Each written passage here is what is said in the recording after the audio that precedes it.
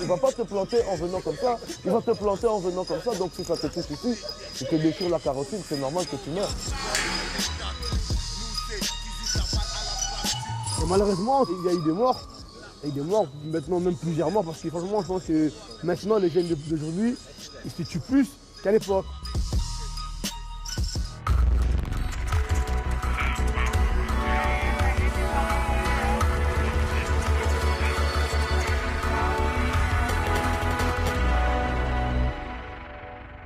Goedenavond, welkom bij Panorama. Vanavond laten we jonge zwarte Brusselaars aan het woord over hun leven, hun stad en hun bendes.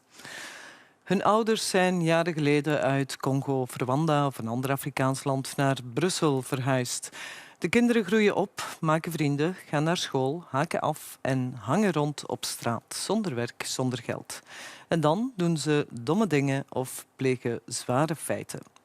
Criminoloog Elke van Hellemond en reportagemaker Frank Cassady, zelf van Congolese afkomst, gingen praten met Brusselse bendeleden en ex-bendeleden. Op straat en in de gevangenis.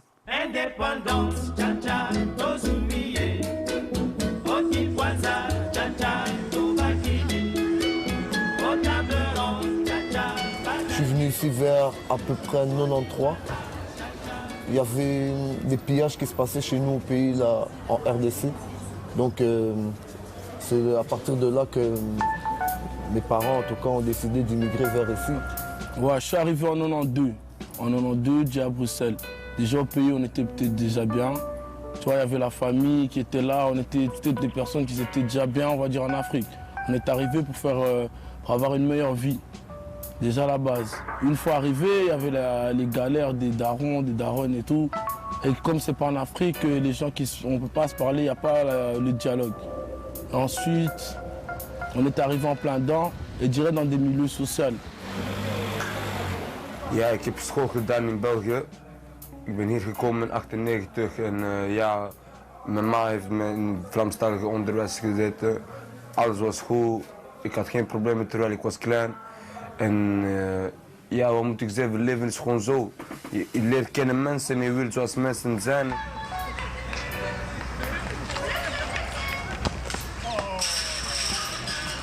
Moi, personnellement, Finest, c'était pour la musique. La base de la Finest, quand j'ai débarqué chez la Finest, ce qui m'intéressait chez eux, c'est ce qu'ils faisaient, le hip-hop. Et voilà, on avait beaucoup de belles gonzesses aussi, c'était ça qui attirait aussi. Et nous sortions beaucoup en fait. La base, c'était pas pour les bagarres, il n'y avait pas de bagarres en fait. Mais au fur et à mesure, tellement qu'on essayait de progresser, bon, on avait beaucoup d'opportunités, des portes qui s'ouvraient. Ça a fait que non, ça a commencé à attirer aussi des amis, comme ça ne manque pas souvent où il y a les filles. Bon, moi personnellement, nous c'était pour la musique parce que vu que comme j'étais à l'internat, et je revenais souvent le week-end, je me disais bon, comme c'est les quartiers ici, je passais voir Nyoka et ses potes, ils me disaient bon, les vendredis ils vont sortir peut-être sur Anvers, ce serait bien de sortir avec eux, des trucs comme ça.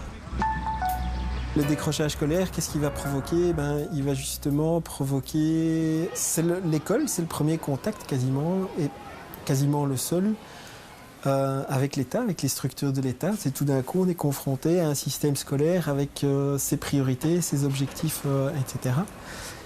Et un premier échec dans le cadre de ce contact-là, s'il n'est pas corrigé, va entraîner la suite. C'est surtout que on va plus vouloir aller à l'école, on va avoir du temps libre et c'est ce temps libre non structuré qui va créer des problèmes. On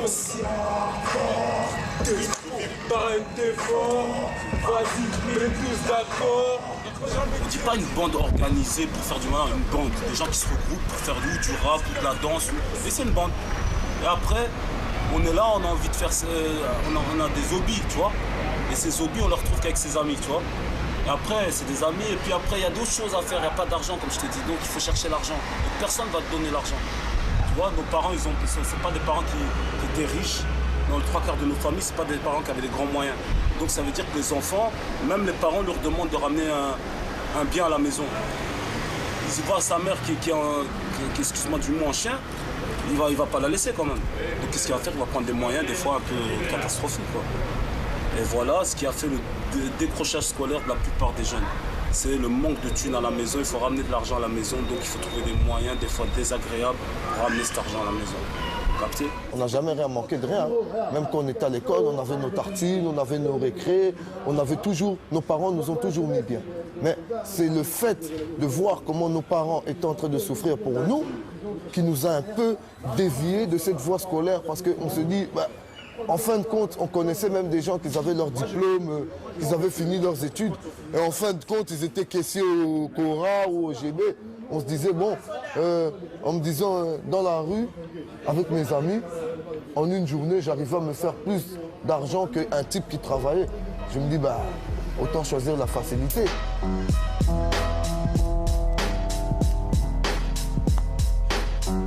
Je suis à un chemin peut-être négatif, mais c'est par rapport à sa vie qui lui-même est en train de mener par rapport à sa propre vie. Parce qu'on vit tous la même haise. Donc il y en a qui s'influencent par rapport qui s'influencent, d'autres qui viennent de là, l'autre qui vient de là. On est obligé de suivre, faire les choses. Pourquoi? Parce qu'on ne veut pas sentir que je pourrais pas. Et surtout quand tu es petit, tu ne peux pas dire je peux pas le faire. Je peux pas faire la connerie qu'il fait parce que les gens pourraient me dire que je suis un espèce de pute ou je sais pas quoi.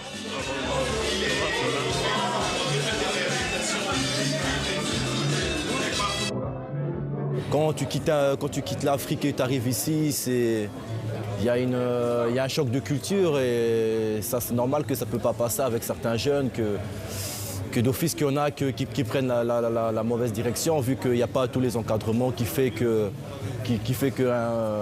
gosse tu peux le sortir de là, quoi. Pour moi c'est vraiment ça.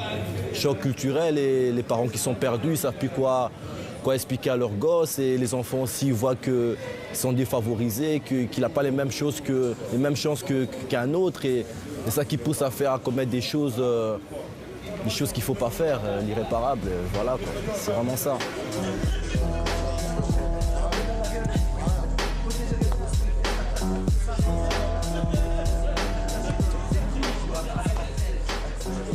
Une bande urbaine, ce n'est rien d'autre qu'une série de gens qui habitent dans le même quartier, qui sont potes, qui fréquentent les mêmes écoles, qui développent des relations interpersonnelles entre eux. Dans ces noyaux-là, il y a des gens qui sont plus proches les uns des autres et qui forment des petits noyaux au sein de la bande. Et qu'est-ce qui va se passer? C'est qu'à un certain moment, il y a un certain nombre de ces gars, mais pas tous en même temps et pas tous à la fois, qui vont commencer à avoir ce qu'on appelle une activité criminelle.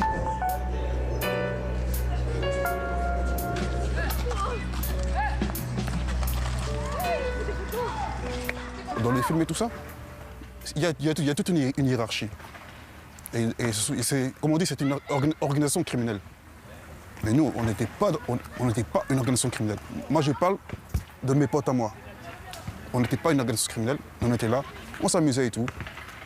Celui qui fait des bêtises, il fait ses bêtises de son côté. Mais jamais tout le monde ensemble. Chacun fait ce qu'il veut. Comme on dit, électron libre. En gros, moi, je ne veux pas dire que je suis rentré dans une clique. Peu importe une bande ou quoi, tu vois. En gros, tout a commencé au bac à sable, au quartier nord, au DASquad, avec l'équipe. Entre-temps, du DASquad, j'allais à tel quartier, de tel quartier, j'allais à tel quartier. Et puis, on a commencé à l'école, on a commencé au bac à sable, dans le même secteur, on se fréquentait, les mamans se connaissent depuis qu'on est gosse. Et à force de rester ensemble et tout, on forme une équipe. Sans pour autant déjà mettre ça sous une forme de bande, tu vois. On était une bande de potes, certes, tu vois. Comme il peut y avoir à Woluwe, à XL, à Montgomery, à je sais pas où, tu vois, dans toutes les communes.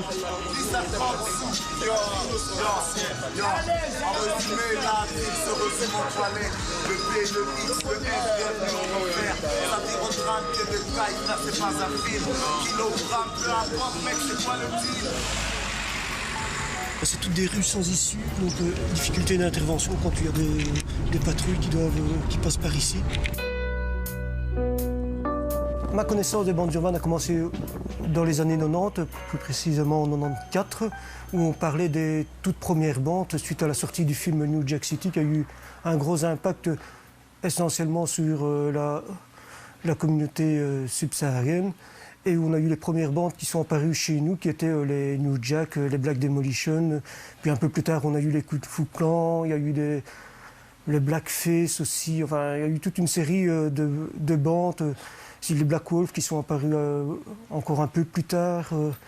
Et à cette époque-là, je me rappelle, j'étais en patrouille. Ce qu'on faisait, la réponse était essayer de neutraliser directement ces bandes. On ne cherchait pas tellement à connaître leur fonctionnement. On cherchait surtout à les neutraliser au plus vite. Et voilà, il se trouve qu'il y avait des groupes de jeunes.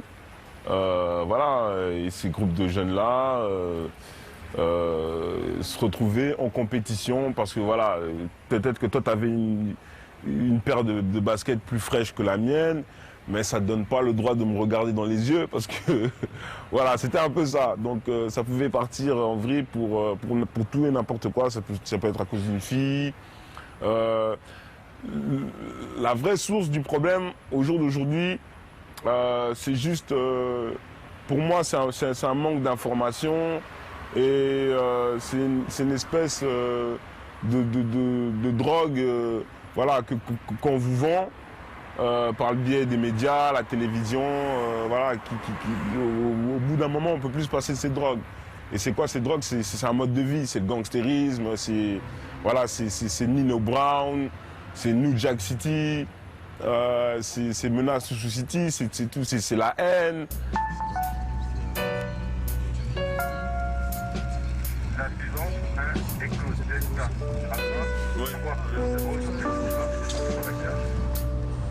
Le prochain cliquet de contrôle que vous allez rencontrer, et c'est ça qui est dommage, ça va être le service de police. Et le service de police, par rapport à ça, a sa propre logique criminelle. Vous devenez, quand le service de police s'occupe de vous, vous devenez un criminel. C'est ça le problème. Quand vous rentrez dans la machine et que les services de police s'occupent de vous, on est dans une logique d'infraction au code pénal, avec une sanction, avec des victimes de l'autre côté, le fait qu'il va falloir payer, rembourser, et ainsi de suite. Et donc voilà, nous on arrive beaucoup trop vite dans ce parcours-là des jeunes, on arrive beaucoup trop vite comme point cliquet de sécurité de l'État qui dit stop. J'ai vu des gens qui se sont battus entre eux, qui se sont plantés, qui se sont tapés des coups de marteau, des coups de bouteille, des coups de scie, des coups de hache. À cette époque-là, j'avais jamais vu de mort. Depuis 2000, il y a eu un premier mort. Maintenant, la plupart des gens, c'est jamais fait exprès. Faut pas penser que ça a été voulu. La plupart des trucs, c'est j'ai voulu me défendre. En fait, la plupart des mecs qui tuent actuellement, c'est des gens déjà, au fond d'eux, ils ont peur. Donc lui, il se sent déjà, il a peur face à la personne qui est en face de lui. Et si tu as une peur comme ça, qui que tu sois, tu peux tuer quelqu'un. Qui que tu sois. Si maintenant on te montre un couteau, et la peur, tu te dis, oh mais comme sur un couteau, moi je n'ai pas de couteau. De toute façon, bon, normalement, on n'est pas censé se prendre avec un couteau. Mais bon, les gens ils se prennent avec un couteau, comme pour dire, il faut les défendre quoi. Mais bon, le début du commencement du couteau, c'est encore une autre histoire. Ça commence toujours par une dispute. Une dispute, ah nanani, nanana, l'autre devant les gens, les yeux des gens et tout. Et voilà, ça en arrive là. Faut pas penser que c'est bande urbaine, que l'autre, il a ciblé la personne pendant toute la nuit et qui s'est dit demain, dès que je le vois celui-là, je lui plante en plein cœur. Non, c'est des trucs qui sont arrivés parfois comme ça. Hein. Une bagarre, l'autre il n'a pas eu bon sur le moment, il a donné un coup de couteau, sans vouloir lui donner la mort, hein, sans avoir l'intention de lui donner. Et la plupart du temps, c'est comme ça que ça se passe. Donc, quand ça arrive, il ne faut pas penser que c'est des querelles ou bien c'est des vengeances. C'est pas des vengeances. Dans notre communauté. Il donné de la gorge, tu voulais le tuer. Ouais, il voulait le tuer. Mais même, c'est exactement ça que je suis en train d'expliquer. C'est pas qu'il a voulu vraiment venir lui donner dans la gorge. C'est une bagarre et comme je vous dis, le stress et ne pas maîtriser ce genre d'instrument là que tu touches dans ta main, ça te pousse à aller planter n'importe où. Parce que les gens, il ne va pas te planter en venant comme ça, il va te planter en venant comme ça. Donc si ça te touche ici, il te déchire la carotide, c'est normal que tu meurs. Mais au fond, c'est pas voulu.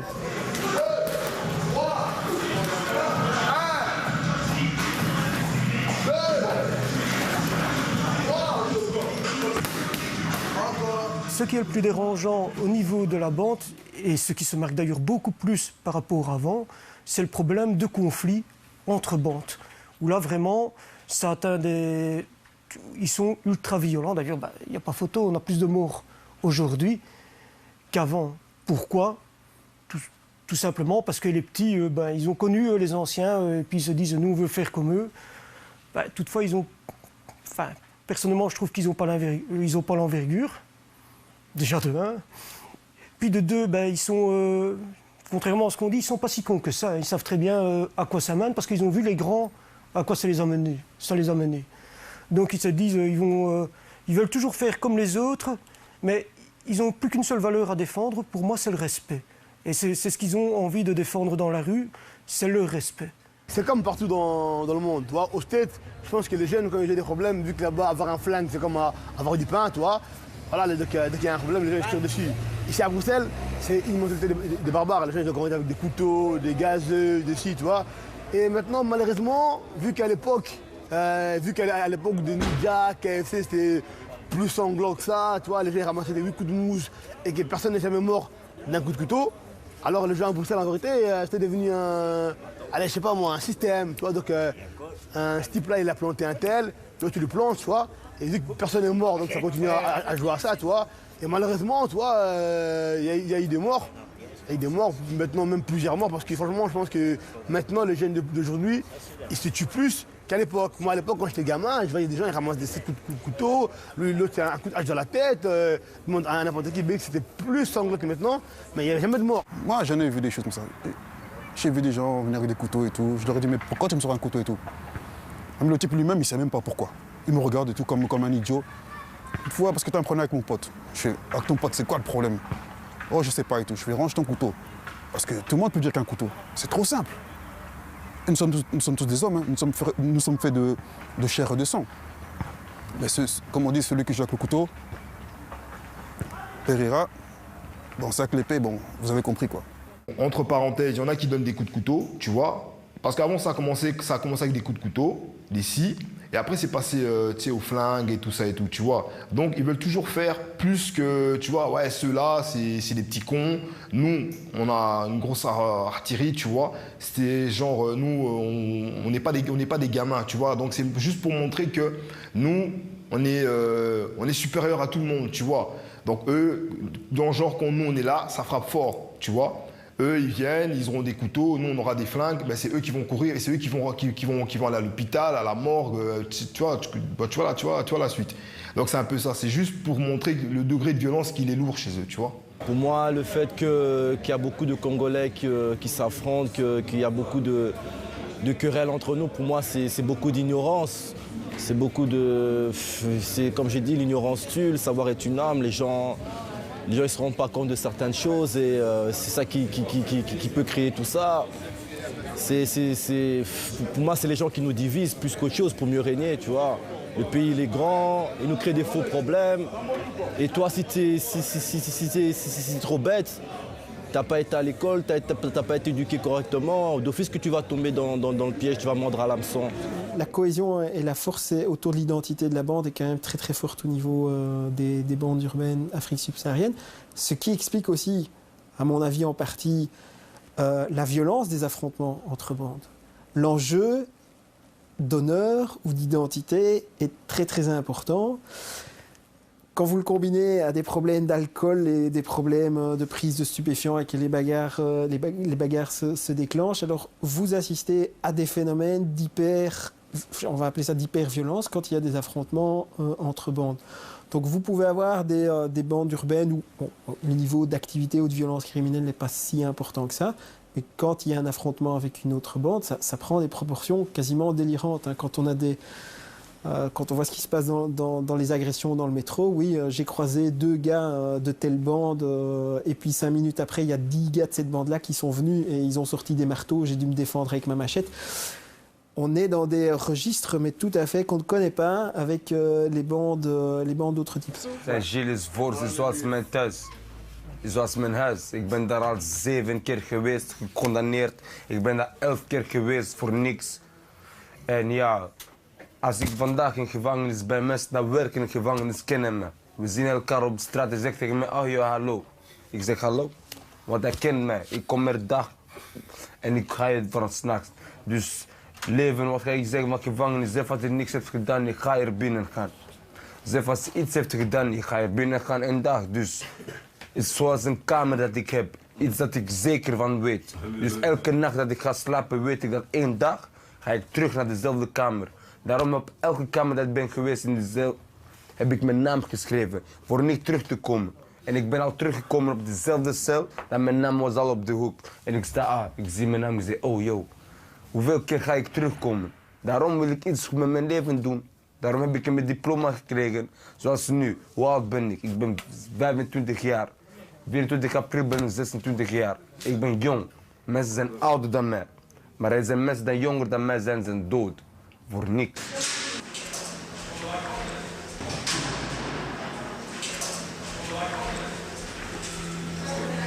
De laatste keer hebben we elkaar ontmoet, het was in Naamse Poort, El Sene. 1050 Matongé in de Afrikaanse wijken. Ja, toen was ik vrij. Maar nu zit ik weer vast.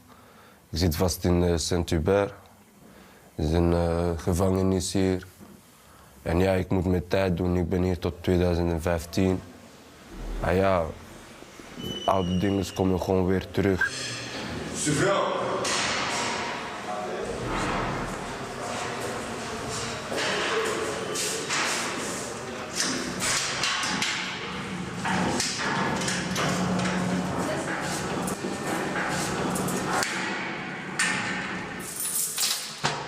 In België, de justitie is zoals een rugzak.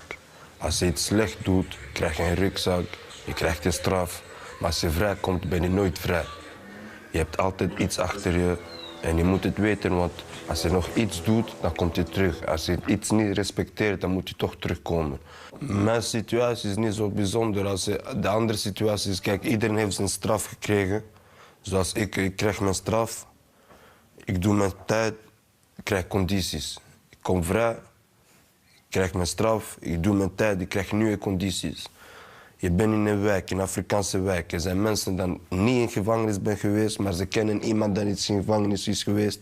Misschien is het een criminele wijk. Het is gewoon een cirkel. Je zit in een cirkel en ja, als iets gebeurt, dan gebeurt het. Maar als het gebeurt, dan krijg je gewoon alles op je hoofd. La prison, ceux qui ont déjà été en prison, ils vont remarquer que la prison, 3 quarts, 99% des gens qui sont en prison, à Forêt, à Saint-Gilles, à Jamil, à Lantin, à Marnay, enfin, ce que tu veux. En Belgique, les 3 quarts, c'est des Arabes et des Noirs. Parce que si on regarde bien tous nos jeunes, là, tous ces groupes-là, on a fait des folies pendant 4 ans, pas plus. Après, c'est 4 ans. Tous les jeunes, dis à tous les groupes de jeunes, là, ils vont faire les fous pendant 4 ans. Après les 4 ans, c'est mort. Prison, mort, problèmes familiaux. Vas-y, on va pas... voilà, la prison, c'est ça. Franchement, l'impact que la prison peut avoir envers les jeunes congolais, c'est qui tout double. Hein. Soit tu as compris, soit tu en ressors encore pire que la manière dont tu étais rentré, quoi.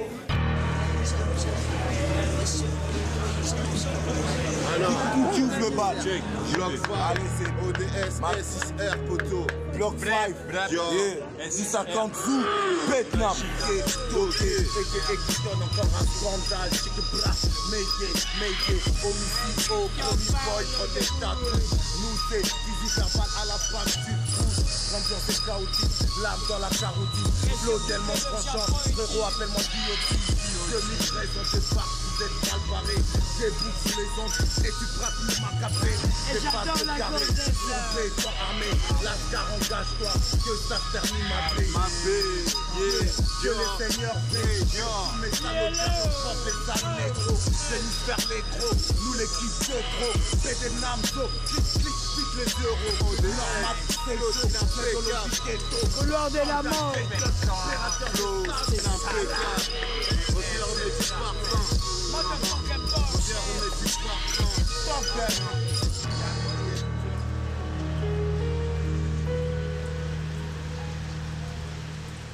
Moi, personnellement, quand j'ai fait partie de ces bandes-là, ben, tu sais, j'étais jeune, tu vois, et quand on est jeune, tu vois, on est inconscient et tu vois, on agit plus par comment dire, un peu n'importe comment, tu vois. C'est, comment dire, tu penses pas à tout ça. T'es pas en train de te dire, ouais, si je mets un coup de couteau à celui-là, est-ce que je vais aller en prison? Tu penses pas à tout ça. Ce qu'on ressent personnellement, hein, c'est qu'on nous donne rien. Pour le moment, c'est pas parce qu'on a arrêté nos études ou bien qu'on a eu quelques embûches avec la justice qu'on n'a plus droit à travailler ou à avoir un taf. Tout ce qu'on demande, c'est ça. Voilà pourquoi ça bat, pourquoi les jeunes sont révoltés. Eux aussi, ils veulent rouler dans des grosses gamos. Eux aussi, ils veulent habiller Versace, Gucci, comme on voit à la télé. C'est la télé qui nous vend tout ça. Donc quoi, on ne veut pas être les derniers, tout le monde veut être le premier. Donc voilà pourquoi tout le monde à XL vend. Il ne faut pas dire port de Namur. Tout XL. Et il n'y a pas que XL. En bas aussi. En bas, Molenbeek, ça vend. Scarbeck, ça vend. Donc il ne faut pas focaliser, ouais, XL, XL, XL, non. Parce que XL, c'est devenu comme si, ouais, c'est ici parce qu'il y a des bandes BU, non. Plaques tournantes, non. Partout en Belgique, ça vend. Là maintenant, franchement, on n'est que des débrouillards. Je pense que nous, tellement qu'on n'a pas eu les portes ouvertes pour nous, on a voulu se révolter. Après, le système nous a baisés. Et aujourd'hui, on a un niveau qui, voilà, en tout cas, même quand c'est ceux qui vendent, ils sont là pour... ils gagnent 10 €, 20 € facilement parce qu'il a ses couilles pour aller braquer ou pour aller faire ça, mais voilà, il ne veut pas le faire. Déjà, tu vois, quand il y a un jeune qui est en prison, il a quoi, il a 19 ans, tu vois. Déjà, pour trouver du travail avec son casier judiciaire, c'est pas facile. Et donc, c'est vrai qu'il y a des centres de réinsertion, tout ça, mais bon, le conseil que je pourrais leur donner, c'est plus d'aider les jeunes, tu vois, à trouver du travail. Parce qu'aujourd'hui, les jeunes, ils se plaignent, tu sais, j'en ai ici aussi, il y en a ici aussi des fois qui se plaignent, ouais, moi quand je vais sortir, ben, je sais pas, je vais retrouver de l'argent, ceci, cela. Ils pensent plus à, tu vois, à trouver de l'argent. Donc, ce qui fait que c'est pour ça qu'ils récidivent plus facilement. Non, la nouvelle génération, elle est pire. Pire dans le sens que, bon, de un, il n'y a plus de respect. Parce que nous, on respectait les grands. Comme on disait, les grands frères et tout. Bon. Même si ce n'était pas notre frère et tout, mais bon, on respectait. Comme on dit, on respectait même, bon, entre guillemets, on respectait l'ennemi. Mais les petits là, ils ont plus aucun respect. Ils font quoi? Ils vont boire, ils vont fumer. Et dès qu'ils ont bu, ils ont fumé, ils écoutent un peu de la musique, là, ils écoutent ouais, tout pas que tout, wesh, wesh, wesh. Après, ils pètent les plombs. Donc ils sont bien ivres, ils pètent les plombs. Et ils veulent se prendre pour les plus forts du monde et tout, ils font les gangs, ça. Et ils font des dégâts, Tu vois, les petits, ils veulent faire comme les grands. Tu vois, les petits veulent toujours copier les grands. Donc en fait, c'est, comment dire, le petit se dit, bon, tel grand, tu vois, il a fait ça.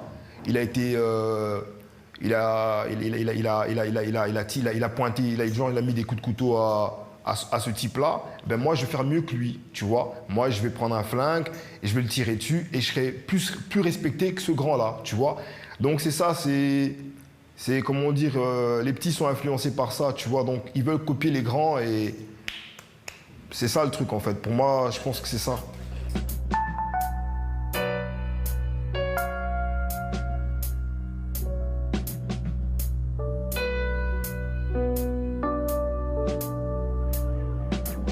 Les gens, ils se tuent parce qu'ils ne se connaissent pas.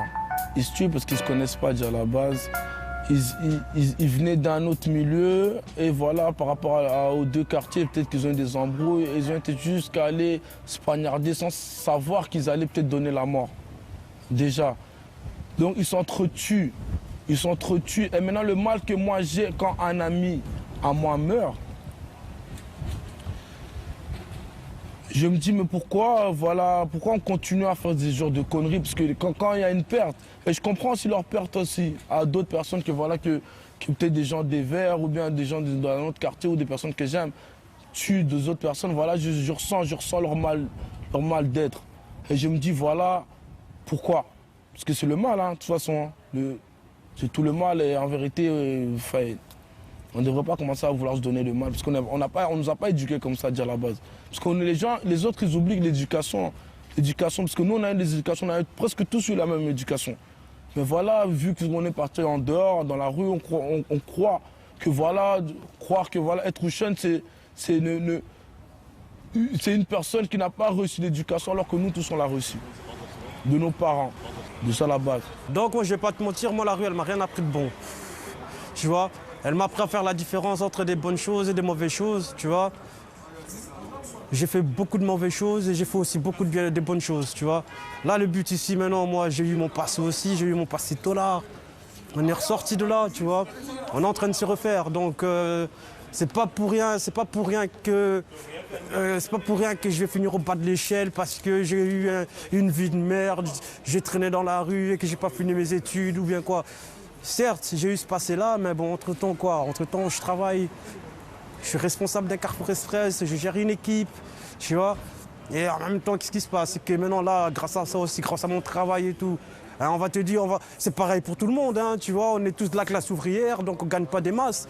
Mais avec le peu que j'ai, je me contente avec, tu vois. Parce qu'avec mon passé, mon vécu, je ne peux plus me permettre à faire des conneries qu'on faisait à l'époque. Gewoon, gevangenis is niet gemakkelijk. Je kan goed sterk zijn, je kan goed de beste zijn in je wijk. Je kunt stoer doen, je kunt je beste doen voor, ik weet niet, alle ballen spelen. Maar ja, gevangenis is fucked up, dat moet je gewoon weten. Mensen weten niet wat gebeurt hier, mensen weten niet wat rond mensen's hoofd is. Ah ja, je weet niet wat in mijn hoofd zit. Ik wil goed mijn leven uitbreiden, maar ja, als ik hier tot 2015 ga zitten, ik weet niet welke gezicht ik ga hebben in 2015. En ja, als ik een les kan geven aan iemand, kom niet naar gevangenis. Als je iets slecht wilt doen, doe het goed. Maar doe het niet slecht, want ja man, het is niet prachtig hier. La violence, ça sert à rien. Mais c'est pas pour autant que je vais leur dire de ne pas se défendre quand ils ont un problème, quoi. Mais qui se portent bien, qui gardent la forme, qui bombent les torses. Parce que, bon, moi, c'est pour le Congo aussi, je leur demande, parce que, vu que je fréquente un peu beaucoup les grands pour les pays et tout, c'est un truc qui nous soude, nous les jeunes, qui nous permet de rester calme, de ne pas tout le temps penser quand tu vois l'autre, pourquoi tu regardes mal, pourquoi tu... Non. En tout cas, qui se portent bien et qui prient, voilà, quoi, c'est tout ce que je vais leur dire. À l'heure actuelle, nous, dire qu'on est encore dans les enrôles de bande urbaine, je pense pas. Soit tu l'es, parce qu'en vrai c'est un concept, tu vois, c'est que tu marches avec quelqu'un, exemple lui c'est mon négro, si lui il a un blême, c'est mon blême à moi, donc voilà, tu vois. Soit tu l'es toute ta vie, quoi, c'est-à-dire même 50 ans plus tard, avec une canne, ton pote il ramasse une canne, tu remets la canne à ta place. Normal, tu vois. Maintenant, la rue, à ce qui paraît, la rue c'est gangsta, ça ramène des meufs. Ici, il n'y a que des débrouillards, voilà, ici il n'y a que des débrouillards, mon frère. Maintenant, moi, je sais pas, c'est pas pour clasher d'autres quartiers, tu vois. Ici, c'est pas on tient les murs au quartier, voilà, on pose pour poser. Non, non, non. Les gens, ils viennent ici, il faut leur argent de poche, leur argent tout court. Parce qu'il y en a, ils ne sont pas dans le TPS, il y en a, ils n'ont pas de revenus. Il y a des darons, et de toute façon, dans le monde où on vit, tu vois, je pense que c'est presque impossible de travailler et vivre du taf.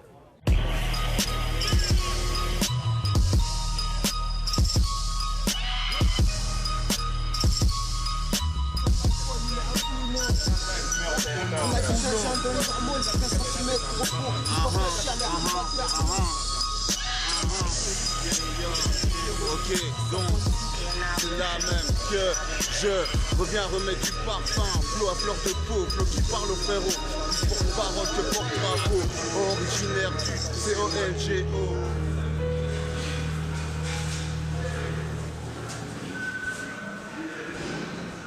We waren allemaal vrienden, maar door de politie zijn we een bende geworden. Gewoon omdat we altijd samen waren. Zoals ze hebben onze naam gegeven. Dat was al vroeger, toen 99, ja. Maar ja, nu, we zijn al oud geworden. Mensen hebben kinderen gekregen. Mensen hebben iets anders te doen in hun leven. Ik heb een paar vrienden die spelen voetbal. Anderen zitten vast. Anderen zijn dood. Maar ja, het is leven. Ik wil niet zo zijn. Dus ik wil iets goed met mijn leven doen. Il faudrait que les gens aillent faire du sport. Les gens qui sont chauds, qui sont très très chauds, à place de taper sur des gens et tout, qu'ils aillent taper dans un sac. Parce que le sac, ça rend pas les coups. Et c'est meilleur.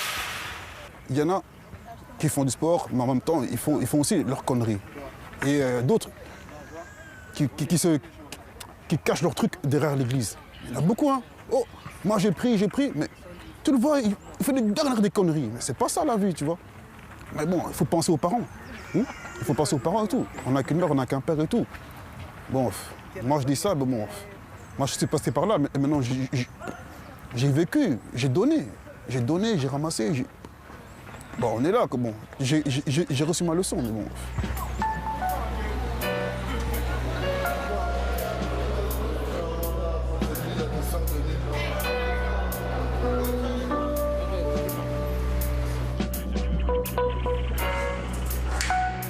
Je te dis pas ça parce que je suis incarcéré, non, c'est pas ça. Parce que même bien avant d'être incarcéré, tu vois, j'avais déjà changé de vie, tu vois, je travaillais et tout, j'ai des enfants, j'avais des bouches à nourrir et tout, ma famille comptait sur moi et tout, tu vois.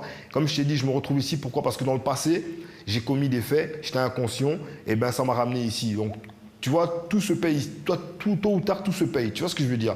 Donc aujourd'hui, je suis là parce que là, je regrette parce que je me dis, ah, j'avais changé de vie, tu vois, et la vie que je mène maintenant, enfin, que je menais avant de rentrer, pour moi, c'était ça, la réussite.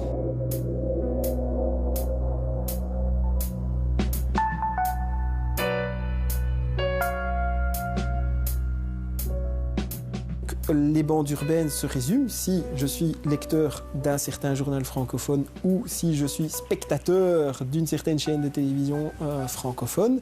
Le phénomène des bandes urbaines se limite à des affrontements entre des bandes sur le territoire de Bruxelles. Pire encore, c'est un article qui est paru dans un journal, hein, je vais le citer, La Dernière Heure, parce qu'il n'y a pas de secret, qui m'avait fort frappé, c'est qu'on parlait des bandes urbaines et on sait très bien qu'au niveau du suivi des services de police, nous, à notre niveau, on avait recensé à l'époque l'existence de 25 bandes urbaines. Donc on savait qu'il y avait des bandes urbaines, elles sont gérées et donc ça ne posait pas de difficultés majeures en termes de sécurité.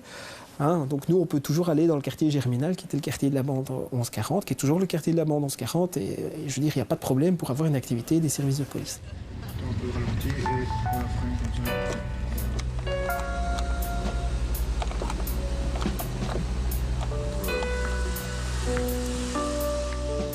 Et comment a été structuré l'article de la Dernière Heure? L'article de la Dernière Heure présentait Bruxelles en carte, avec un découpage des 25 bandes urbaines, et donc vous aviez les 1140 sur Evere, les Black Ceci là-bas, les Versailles là, etc., coupés. Et donc vous aviez le sentiment que Bruxelles était d'une part une région capitale, avec son président, les 19 communes, et qu'entre le président et les 19 communes, ben, vous aviez les 25 bandes urbaines qui se partageaient le territoire et qui dominaient le territoire, alors que ce n'était pas du tout le cas. Et donc, vous forcez des prises de position. Oui, bien sûr, la police va faire quelque chose. Vous vous rendez bien compte, 25 bandes qui contrôlent Bruxelles, ce n'est pas possible. Donc, on va prendre des mesures énergiques, il y aura plus de policiers dans la rue, etc. Vous donnez une réponse à l'article du journal, vous ne donnez pas une réponse au phénomène réel qui se pose. Il faut être clair, ce sont des jeunes qui ont un parcours difficile. Certains ont un parcours plus classique. Mais ce sont des jeunes qui, enfin, je veux dire, sont normaux. Enfin, ils ont pas. Ah oui, ok, ils ont versé dans l'activité criminelle. Il y a parfois des bêtises qui se font, il y a des faits graves qui sont commis, mais on n'a pas affaire à une bande de sauvages qui est tout à fait incontrôlable, etc.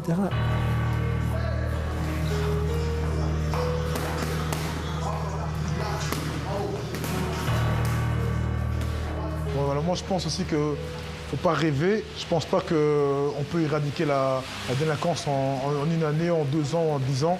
La délinquance a toujours existé. Il y a toujours eu des gens qui vivent en mode anarchie. Et je pense que tout ce qu'on peut rêver, tout ce qu'on peut espérer, en créant cet aspect-là, notre but, c'était vraiment de donner un exemple positif de la communauté et montrer aux gens qui sont encore dans la délinquance que même si nous, on est issus de la délinquance, on a évolué, on a fait un pas en avant. Mon rêve, c'est que l'année prochaine, il y a moins de délinquants, il y a moins de morts, et que chaque année, ce soit exponentiel. Ben moi, le conseil que je peux donner aux jeunes, tu vois, aux plus jeunes, à nos petits frères, tu vois, c'est de ne pas faire comme nous, tu vois. Parce que nous, on s'est plantés, tu vois. Et aujourd'hui, on est là en train de payer. Et parce que c'est quoi réussir? Réussir, parce que moi, quand j'avais 16 ans, pour moi, réussir, c'était quoi? C'était être le plus beau, le plus fort, avoir une belle caisse, comment dire... être le plus fort, le plus beau, pour moi, c'était ça la réussite. Mais pour moi, aujourd'hui, la réussite, c'est quoi la réussite?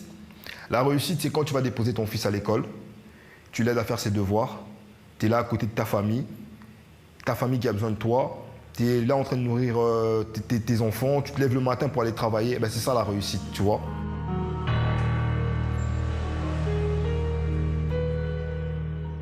Wijze raad van Milko Sarko voor de nieuwe generatie zwarte jongeren in Brussel. Vraag is natuurlijk of die vanavond naar Panorama gekeken hebben. 1 op de 10 kinderen in Vlaanderen groeit op in armoede. Volgende week laten we ouders en kinderen zelf vertellen wat dat voor hen betekent. Graag tot dan. Als ik terug naar school ga, de eerste dag, dan begint iedereen te praten over... ik ben naar Italië geweest, ik ben naar Duitsland geweest, ik ben naar Brazilië geweest. Ja, ik moet dan zeggen, ik ben gaan zwemmen en zo. En ja, dat is gewoon niet zo leuk, want dan hoor je al die toffe verhalen en dan weet jij dat je er misschien nooit zult meemaken in je jeugd.